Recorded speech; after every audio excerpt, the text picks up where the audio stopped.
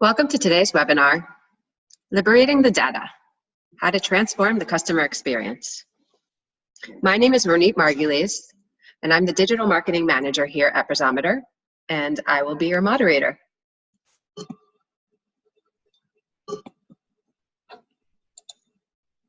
Before we get started, I wanted to go over a couple of housekeeping items. Today's session will be recorded and emailed to you afterwards. As always, we will have a Q&A session at the end of the webinar. Feel free to send in your questions as they come to you throughout the webinar presentation, as well as at the end when we have the Q&A session. The Q&A button can be found at the bottom of your Zoom screen. There's also a chat. If you by mistake send it there, that's cool too. We'll try to get to that as well. On today's agenda, digital transformation, the hype versus the reality. The digital solution framework, how third-party personalized data can enhance this framework. The framework applied, real-world examples of businesses leveraging personalized digitalization, and of course, Q&A. I remind you again, if we don't get to your question, someone will follow up with you after the webinar. For those of you that it's your first time with us on a webinar, BreezoMeter is a big data company that provides actionable, personalized data for air quality, pollen, weather, and fires to businesses from numerous industries, as well as to governments and consumers on our app. Today's webinar will be hosted by Tamir Kessel, Europe Business Development Lead here at BreezoMeter. Tamir has over 20 years of experience in corporate and startup companies in business development and leadership roles. He has led and consulted on many critical enterprise transformation projects. Tamir loves growing and developing new technology businesses, teams, and partner ecosystems. He sees himself as a connector of people, processes, and ideas. Take it away, Tamir. Hey everyone, glad to be here. Many organizations today are evaluating what is the value of digital to them. They're either planning to implement or already implementing digital transformation initiatives. The question I always ask is, why are they doing them? Some are looking for a way to save money, some want to increase revenue. Some want to engage with a younger customer segment. And honestly, some I think are doing it just because it's trendy. Well, Tamir, what do you think about digital transformation and how is it linked to data? Well, my view is well captured in the cartoon you see here. I'd really like to cut through all the blah blah on digital transformation. I find the term is overused. The hype around digital transformation means that many of these initiatives get lost. The projects struggle to navigate between hype and reality because they're focusing too much on the technology itself and simply copying what others are doing. To me, there's much too much talk of digital transformation enabled by the latest technologies.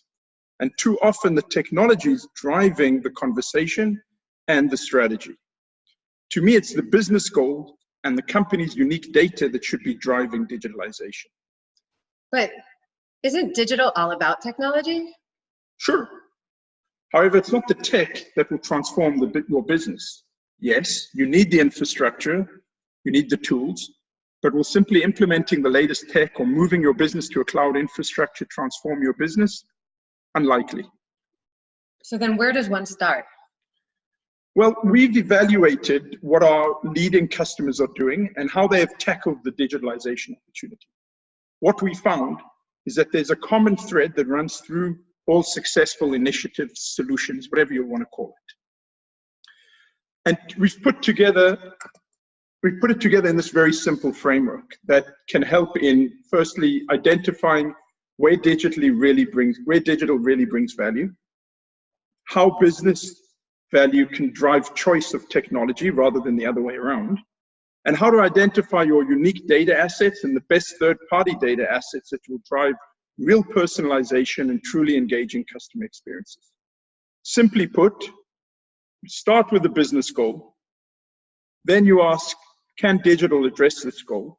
You then evaluate what data you have available and what other data is available, then identify the relevant digital technology, and experiment with the solution.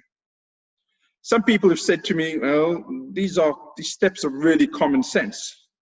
True, but then why do statistics show that 20% of digital transformation projects are succeeding? I believe it's about going back to the basics. Break it down for us, Tamir. Sure. Instead of starting with, oh, that big data technology or IoT gadget is awesome, and where can I apply it? We suggest to start with your business goals. What are you trying to achieve? What problems do you want to solve? Or what part of the business do you want to grow? Then you need to ask, can digital help solve the problem or reach your goal? You need to evaluate then what unique data that you have to help solve that problem. And every business has its data. It might be its sales data, it might be its operational data. This is unique to what it's doing. And then look at what third-party data can complement that. At that point, you then go back and say, okay, what's the appropriate technology? Might be the latest AI, or it might just be trusted Excel spreadsheets. And lastly, go out and experiment with a solution. Assume the first version will not be perfect, but use the feedback to continuously improve. So what industries does this apply to? The framework can be applied across any industry, really, so long as you continue to make your business goal the priority and not the latest shiny technology. Can you give us an example of this, somewhere where digital has a clear business value? Absolutely. Let's take the consumer goods industry. Companies such as L'Oreal or Johnson & Johnson, who both happen to be BreezoMeter customers. Like any firm, they want to create ongoing relationships with their end customers. However, traditionally, it's not been possible in this industry, as these companies are classic B2B2C companies. In other words, they don't sell directly to consumers. They sell through supermarkets, pharmacies, etc. So traditionally, they didn't have a direct relationship with their end customer, the people who consume their products. Their business goal is to build a direct relationship with their consumers in order to improve their products, get direct feedback, and at the end of the day, increase their sales through these direct relationships. So can digital help them do this? Absolutely. And this is exactly what L'Oreal have done with their My Skin Tracker app. They've created an experience that is personalized and utilizes unique data. So data about your exposure to different environmental factors such as pollution and pollen. And through that, they're able to give value through digital and in return, know more about their customers' needs and have these direct relationships.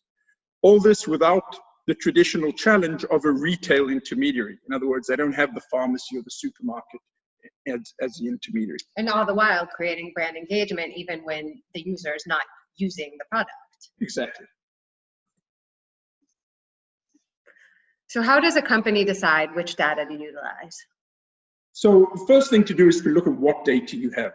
What is your unique core data? And then what unique third-party data you can use to enhance your digital offering. You need to find it, correlate it, experiment with it, mix it with some AI, and apply it to drive personal experiences that delight your customers and automate your digital services. Give us some examples here of companies who follow this route, and how have they done it? Sure. Let's apply the framework to understand some additional success stories. We've identified some simple questions for each stage to help evaluate these use cases, and then we can jump into some of them. So first of all, as we said, start with the business goals. Which problems do you want to solve? 2, can digital address these goals, and how can they address them? 3, evaluate the data. What data is available to reach these goals? And then identify the relevant technology and apply the solution in an experimental, iterative way.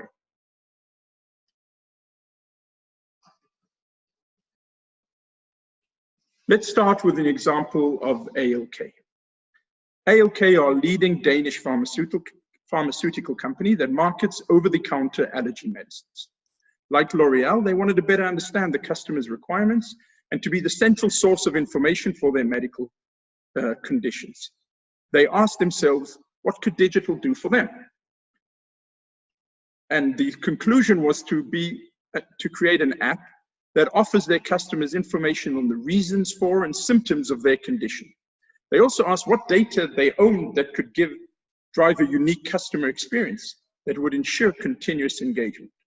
They started off using the data they have from research. They're the experts on these medicines.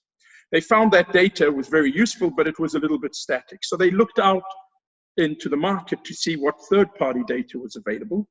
And this is where they started the relationship with BreezoMeter began, in that they integrated air quality, pollution, and pollen data into their app, making it much more dynamic, engaging, and as a result, you can see the sort of numbers that they've reached in terms of user retention and decrease in app removal. Basically, they've mixed it up and that's the reason for their success. Together, I call this liberating the data, basically identifying the data and then releasing it and letting it drive the experiences and the interactions with your customers. But is this only relevant to customer engagement business goals? So the ALK solution and L'Oreal as well focused on customer engagement, but the framework can be applied to any business goal or problem. Let's take another example. Let me break it down again, stage by stage of the framework. That'd be great. So we're working with another customer with their marketing department of a large smart home appliance company, and they wanted to optimize their marketing spend. What do you mean when you say optimizing marketing spend? Yeah, we wanted to avoid the big words. So what they wanted to know is, where is the most effective location for them to advertise at any given time? For example, how much should they spend in Germany or in Japan, for example? They wanted to know how much should they bid for a particular ad word on Google at a given time. This scenario is relevant, equally relevant for a pharma company, an air purifier company, HVAC, cosmetics, automotive. It really can be quite cross-industry. Okay. But how can digital help solve this? Great question. You're getting the framework now, Ronnie. Well, from a digital and data perspective, this company has a large data store of their historical sales. They know where they sell. They know their sales numbers. They know it by location, down to a real longitude, latitude, zip code granularity. But the decision process on how to distribute their marketing spend is really very statically based on where they saw spend last year is where they'll spend this year, and they throw in a bit of stats on what they expect market growth to be. It's quite simple, but they wanted to know more than that. They want to know where their customers are more likely to spend on a given day and in a given location. So they analyze what other factors affect the buying trends of their customers, what other data is available.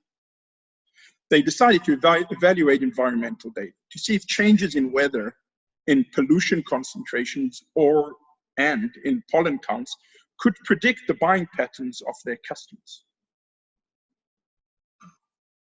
They then needed to identify a suitable technology, following on from our framework.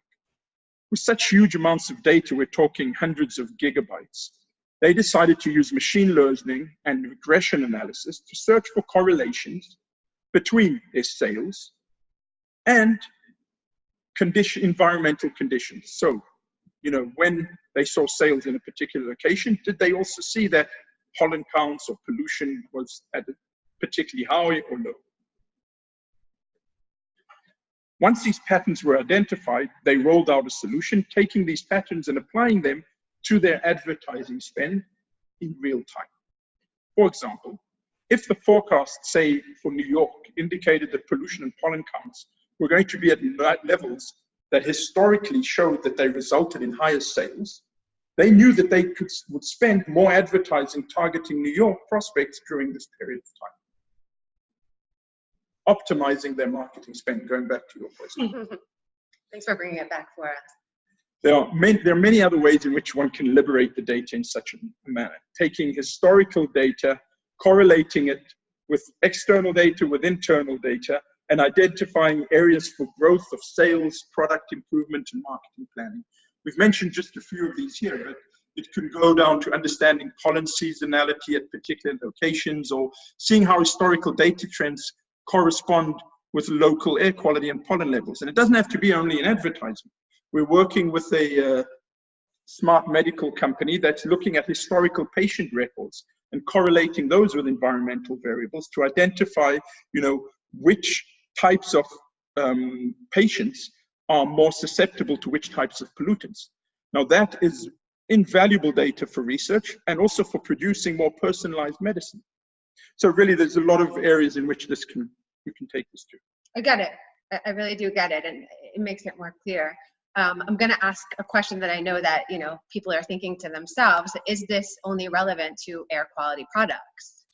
So not necessarily. Of course, it's very clear the connection between companies who are focused on air quality type of products, be it in pharma or in smart home or automotive. But why should it be only air quality related products? It's been shown that air quality affects people's moods. It's been linked to depression. It's been linked to low worker productivity. So could this be affecting buyer behavior on any product? Similar to how companies have been using weather and seasonal data for years already to predict consumer behavior and plan campaigns, pollution data is becoming a new input for predicting the buying patterns of all kinds of consumable products and financial instruments. Okay, so we all see the value of the framework, and we see it in customer engagement and marketing and product research and advertising, as we discussed previously, but what else? Okay, let's take another example from the HVAC industry. HVAC is the heating, ventilation, and air conditioning industry. One of the customers we work with, the large residential and office ventilation firm, they provide clean air to home and working environments. They wanted to improve the efficiency of their products and create a better quality of living and working for their customers, while also reducing the cost of energy utilized by their products. So this was their business goal.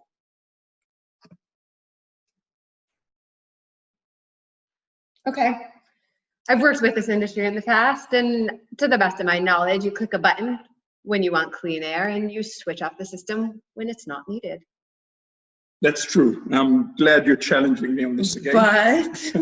But yeah, exactly. But some of them also are doing much more sophisticated things. They're using sensors to gauge indoor air quality in order to automate the process and make it much smarter. So it's not just about clicking the button of switch on, switch off. They're using algorithms built into the control systems of the air quality. And when they looked at what digital could do for them, these companies understood that by connecting these controllers to a cloud solution, they could better feedback on their performance and improve the operations of the products remotely. An Internet of Things type of system. They also realized, looking at available third-party data, that they could combine the data that their products produced with external data on forecast and real-time air quality, weather, pollen data, and create an even smarter ventilation system that would ensure to ventilate the inside air only when the air outside was cleaner. They could also utilize weather data to know when temperatures would be rising and pre-ventilate the room beforehand. As a result, they have significantly improved the quality of their products, helping to differentiate themselves from the competition, and also help to reduce the energy costs of their customers, a real win-win situation. In fact, a smart system such as this can take their experimentation into many other directions, such as the one in the example in this slide. Really addressing their customers' needs. Yeah. Finally, let's look at an example from a whole different industry, the automotive industry. Okay, this one's easy. The automotive industry is known to be highly polluting and also super focused on digital. Yeah, exactly.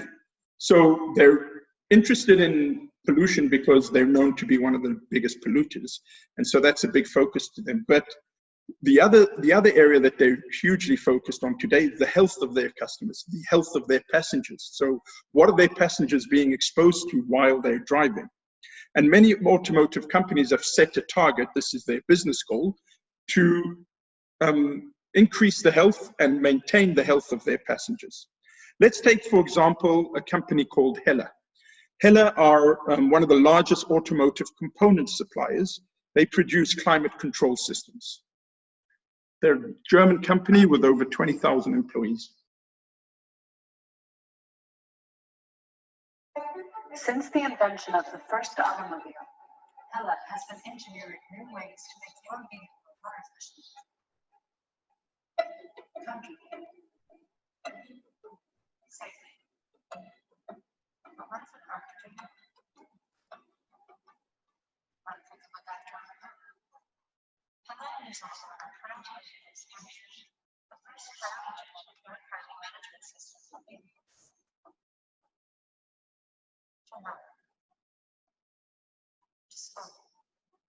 To the store. The average driver spends over 4 years above that level. The gradual exposure to air driving can lead to serious health issues.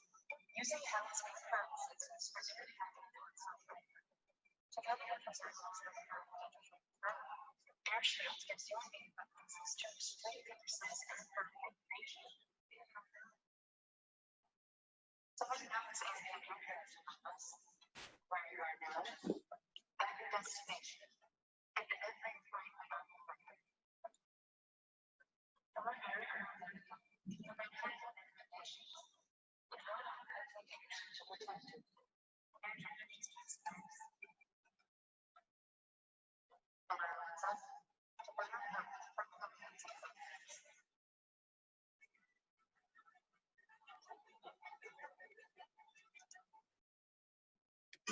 Okay, so hopefully you were able to hear that video. We have some feedback, so some people weren't able to hear it, but just a quick summary. Basically, Hella's business goal is to improve the health of their customers and of car passengers, and that they saw that by combining air quality data from outside, from a third party, with their onboard car sensors, together, this air quality data, they were able to create unique digital ecosystem around the car that improves their customers' health. So they take the data from their sensors in number one, they send them to the BreezoMeter cloud number two, number three, BreezoMeter enhances that data and sends it back to the car to make automated decisions and inform the driver.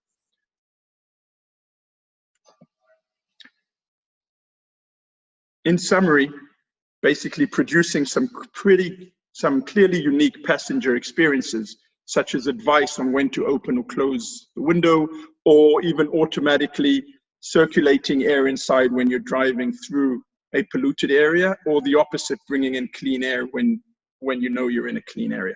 So to summarize, if you focus on your business goal, in this case a healthy car, and on liberating your unique data and mixing it with third-party data, you can maximize the potential of digital while avoiding the digital transformation hype. Thanks, Tamir. That was super interesting. Right before we cut to our Q&A, first of all, please feel free to start sending in your questions. We've left you with a takeaway, the digital solution frameworks questions that you should ask.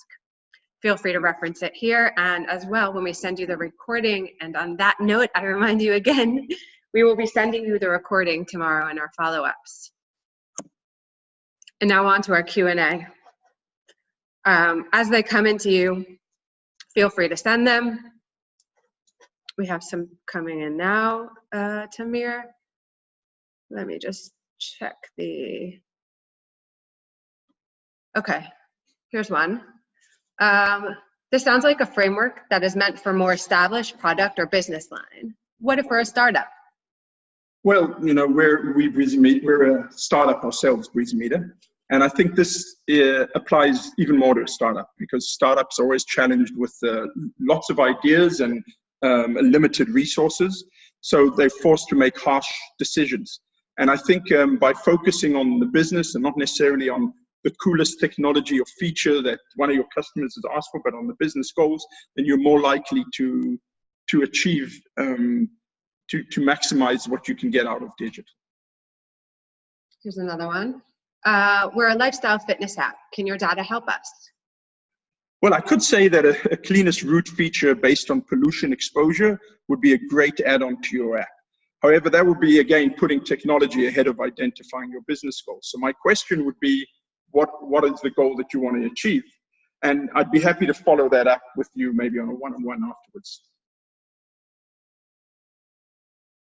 Just looking at some of the other questions.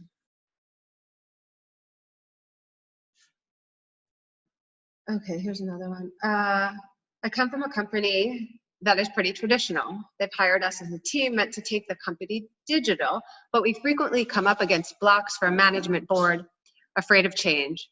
What's your advice here? Well, I'd say stick to the framework. The board is not interested in your digital capabilities. They're interested in what business goal you're going to advance. What problem are you going to solve? So find out what are their top priorities. And if you can connect your activities to one of those business goals, it'll hopefully help you to unblock. I see we've got another question here.